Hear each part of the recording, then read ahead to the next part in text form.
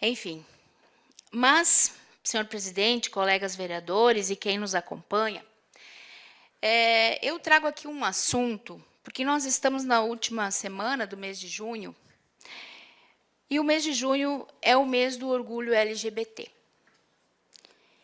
E nós, que ocupamos os espaços públicos e somos formadores de opiniões, e eu principalmente, que desde a minha primeira legislatura apoio esta comunidade, nós devemos sim usar esses espaços também para levar um pouco de consciência para a população, porque a gente acaba com o preconceito a partir do momento que a gente conhece, que a gente aprende, que a gente estuda, que a gente ouve, que a gente participa. E eu quero dizer que eu também, no decorrer da minha vida, eu tive que ir me despindo de preconceitos. Também venho de uma origem, digamos assim, de família tradicional, da religião cristã católica, mas eu sempre fui muito aberta a aprender sobre as questões que envolvem a nossa sociedade, que é tão diversa. E tenho muitos amigos, conheço pessoas, tenho familiares, e eu duvido qual vereador desta casa que não tenha algum contato, não conheça, ou tenha até algum parente que seja LGBT. Dizer que são pessoas que ocupam os espaços da nossa sociedade, como qualquer outra pessoa, né? Inclusive dentro da nossa Câmara, Poder Público Municipal, nos hospitais, nas escolas, nos espaços políticos, que estudam, trabalham, que consomem, pagam impostos, que formam família, que têm fé. E o mês do orgulho não é uma vaidade, não é só glitter, purpurina, né? Mas é uma questão de sobrevivência, é uma questão de lutar pelo direito de existir, lutar pela saúde da população LGBT, lutar pelo acesso ao trabalho, lutar para ter acesso à educação, porque a gente também sabe que até nisto, né, o que vale é a questão social. Quem tem mais condições financeiras se vira melhor. Quem é pobre acaba, muitas vezes, se prostituindo nas esquinas. E não é uma escolha. Essa é a primeira questão que nós precisamos levar à consciência do povo.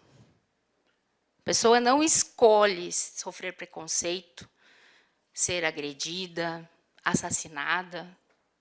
É algo que acontece naturalmente.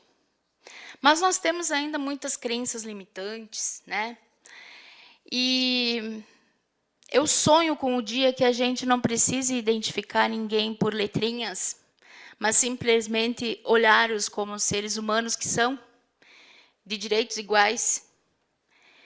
Porém, pelo mundo afora, e como o meu colega vereador aqui, que não é perseguição citá-lo, Rony, mas falava da questão dos países, né, que tem preconceito, que impedem até qualquer tipo de manifestação, tanto de mulheres como da comunidade LGBT.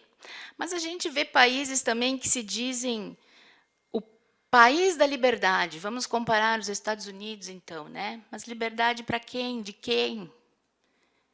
Que também tem atacado os direitos desta população, fortemente, inclusive.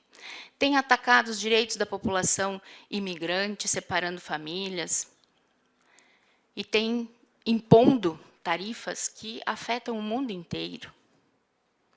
Então, o preconceito, ele não está apenas em alguns países, ele se dissemina pelo mundo.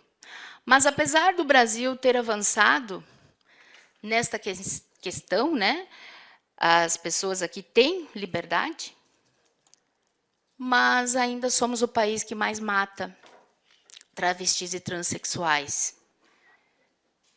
E por que será? E analisando dados, né, um estudo que foi feito, nós temos pelo Brasil mais de 450 propostas de leis que ferem e atacam os direitos da população LGBT. Então, a gente avança, mas, ao mesmo tempo, retrocede. E o que eu tento aqui é também trazer essa consciência de que as pessoas têm o direito de ser quem elas são. E muitas dessas pessoas têm um caráter e uma... são pessoas assim de um coração gigante, são verdadeiros seres humanos. E, como eu falei, é uma população, digamos assim, que é maior do que a gente vê, porque muitos ainda têm medo de se mostrar, de se manifestar, né?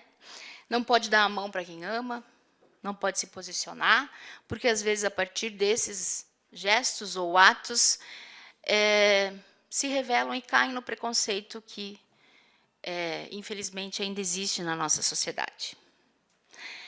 Então, senhor presidente, dizer que quero aqui, sim, manifestar o meu apoio à população LGBTQIA+, e que a gente possa seguir cada vez mais tendo uma sociedade humana, que ninguém tenha que morrer por ser quem é.